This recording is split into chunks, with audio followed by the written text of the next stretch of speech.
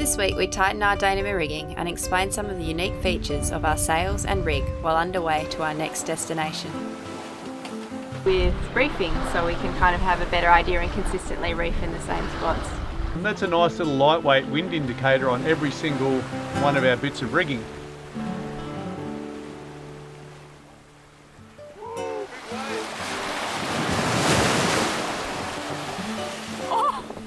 Welcome to Free Range Sailing.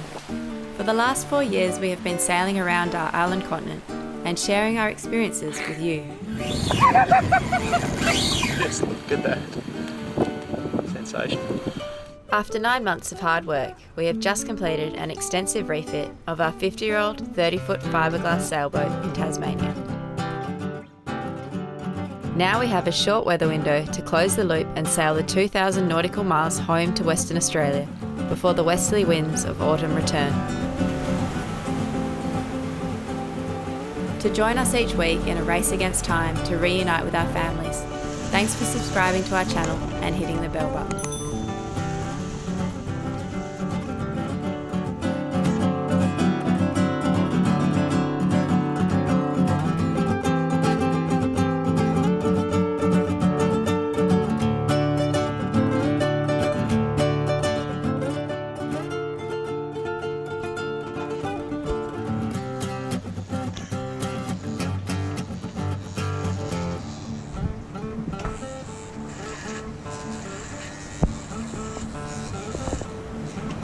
I like how you never tire of the novelty of me shaving facial hair off. Look at it, it's all coming off. Clip, build the shoes, bye.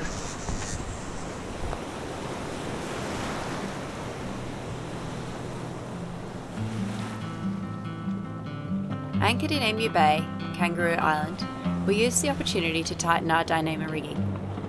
We purchased this load sail to ensure even loading on both sides of the mast.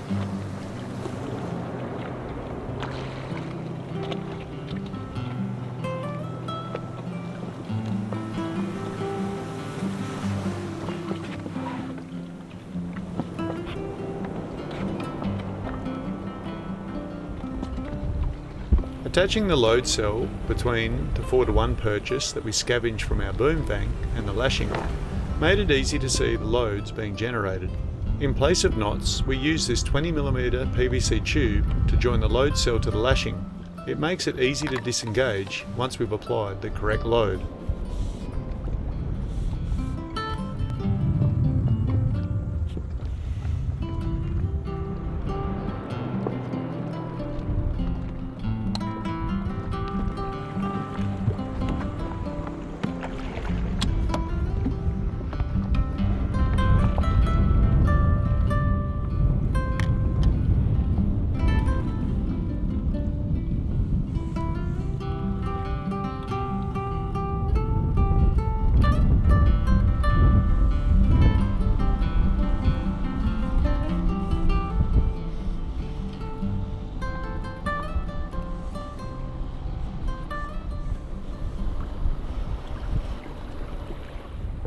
This side hasn't had the stretching that this side has had yet.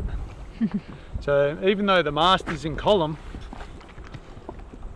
and I've finally put the same, like 70 kilos, there's 3 lots of wraps through there making a 6-to-1. Let's ignore friction for a while because who knows what that is. But the same weight's coming up on both sides. The mast is still straight up and down. But spending 24 hours in 30 knots coming over our starboard side has meant that all of these ones I've pulled down further than the port side, because all of the construction, not really creep, but you know, when all the splices have been put in and things like that, you know, it's opened up the weave. All of that's been taken out now well and truly. When they were manufacturing it and putting 2 tons on it, stretching it and leaving it for a while, but also us sailing around in pretty hectic conditions. Not really what I wanted. I would have liked to have just gently tacked this boat through and made things even, but life's not like that, I guess. But we're going to be getting good winds now coming over our port side in the foreseeable future. So I'll still have, you can see that I've still got more adjustment to make on that.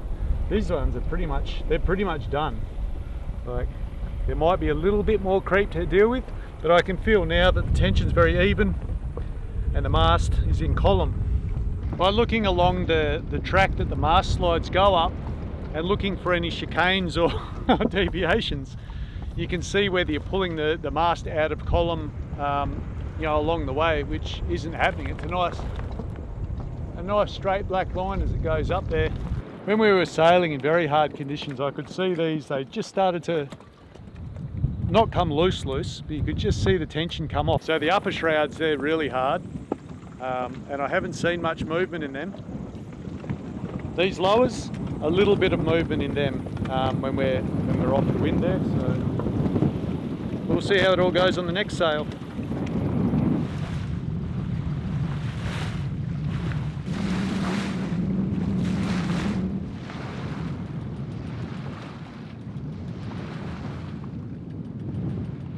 We're leaving Kangaroo Island now. I'm a little bit sad that we didn't get to go ashore or do some exploring, but we're really motivated to get across the Bight, and we just don't want to miss that weather window. Like, there's only a small period of time that you can cross, and at the moment the systems that are coming through are just perfect for crossing. So we're really motivated to do passage making. We have 18 days to do 1,500 miles. Yeah, we have 18 days to do 1,500 miles. We said to my dad that we'd be back for his birthday, so we're going for it.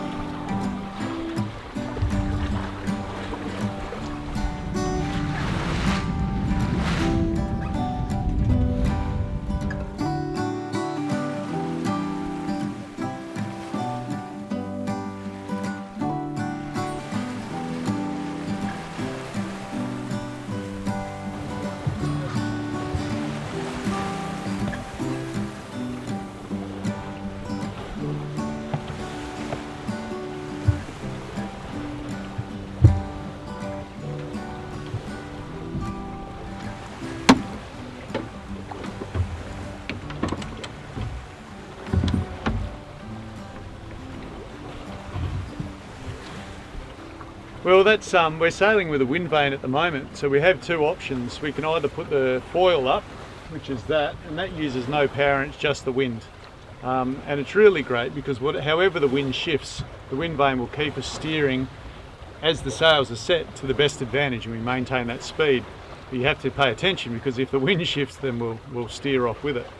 And the other thing that we have there is the mechanical autopilot that we hook up to the wind vane. We actually did a video of that like some time ago about how we set that up, and you can check that out if you want to.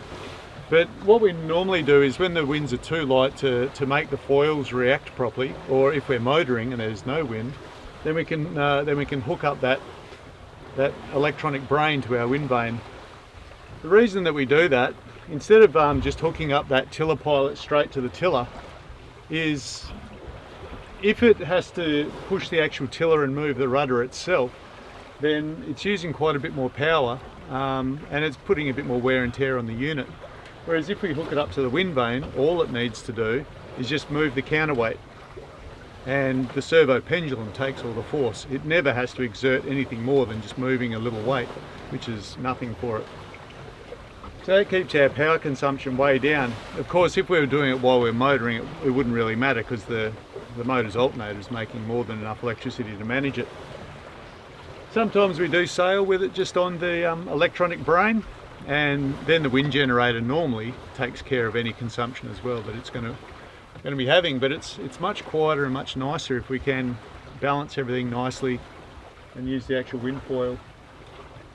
That foil that we made, it's probably a little bit heavy, because I got some very light material and fiberglass at once upon a time, because we lost the other big one, and coming over from Port Davey we lost the intermediate one. A wave took it out.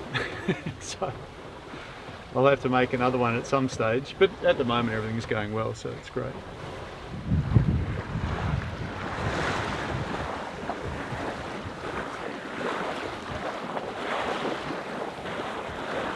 Our new Dyneema has some red dots on it, and that's to assist us with reefing. So we know that if we pull in to the first red dot, that's for the first reef, and to the second 2 red dots, that's for a second reef. So we can kind of have a better idea and consistently reef in the same spots. The sailmaker put them on there for us, and it's a new feature and we like it.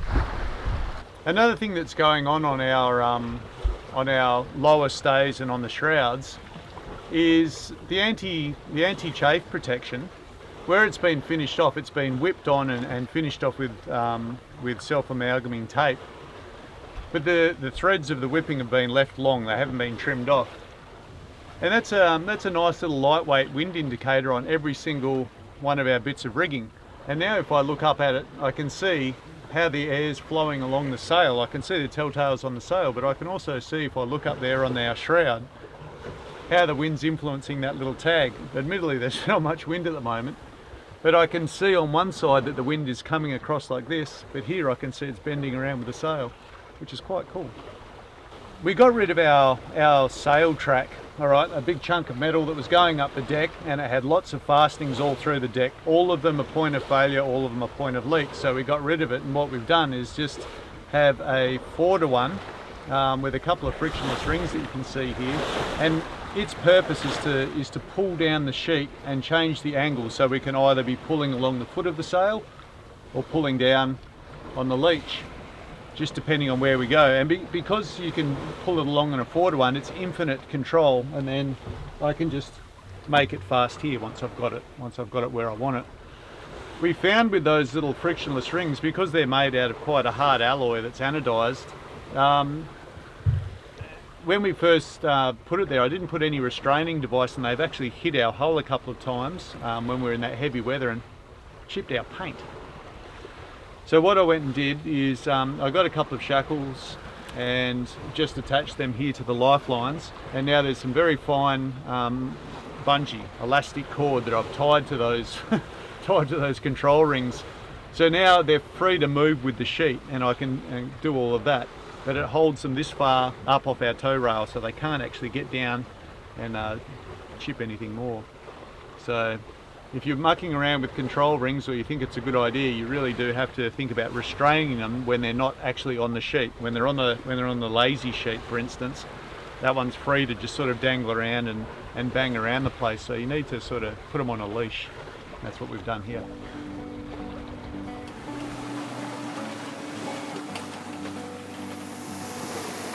Prevailing winds and the movement of the high pressure system made it favourable to visit Coffin Bay instead of Port Lincoln, as we only had very limited time for sightseeing.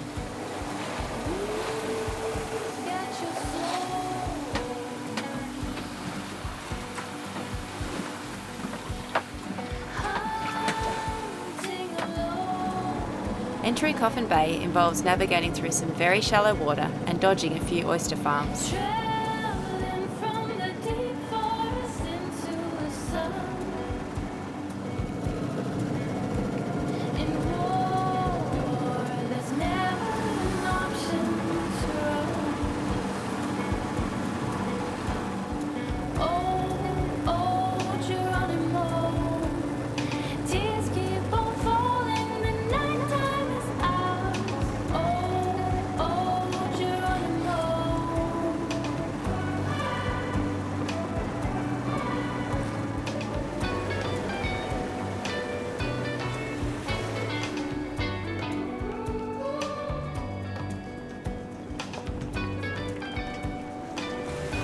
It was worth the 2-hour trip through the leads to visit this delightful anchorage in Coffin Bay.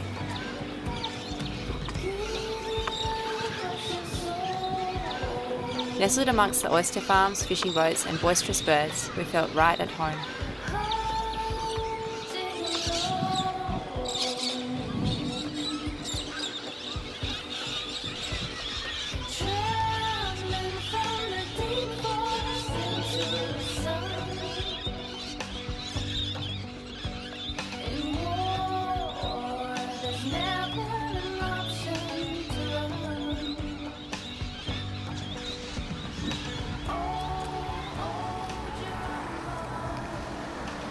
With our bellies full of local fare, it was time to head back and make some modifications on board.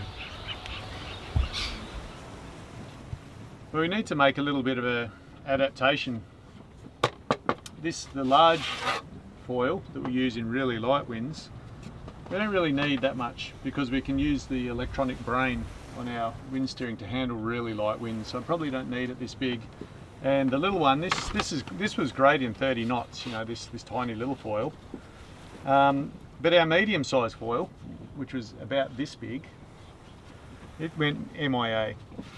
Now this stuff's just made out of lightweight ply. It's only a couple of millimeters thick.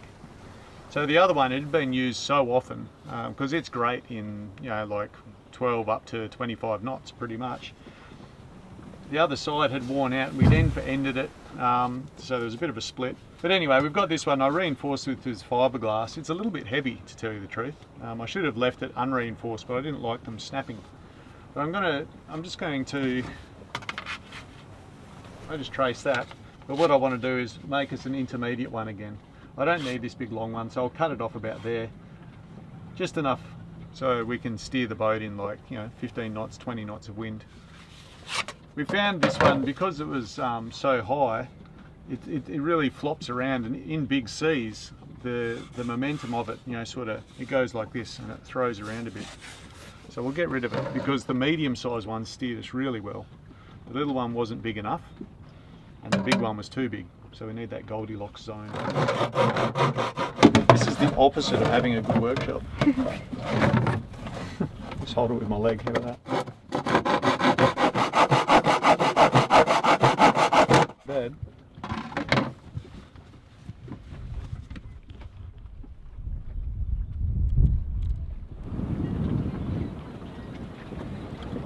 Look at that. You gonna work? It looks like it's going to work. That's about the winds we want to sail in.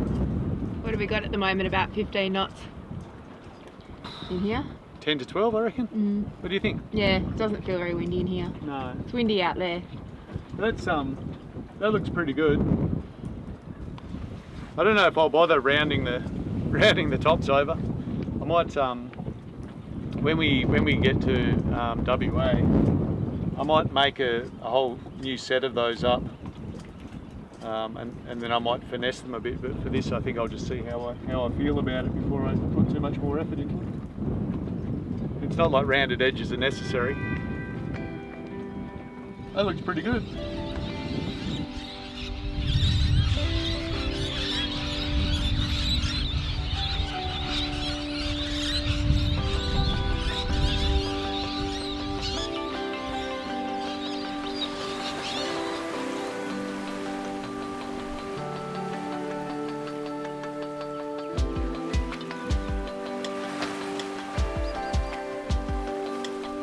We hope you enjoyed this week's video, and if you did, thanks for giving it a thumbs up. It really helps us out. If you haven't already, thanks also for subscribing. And until then, we'll see you next time.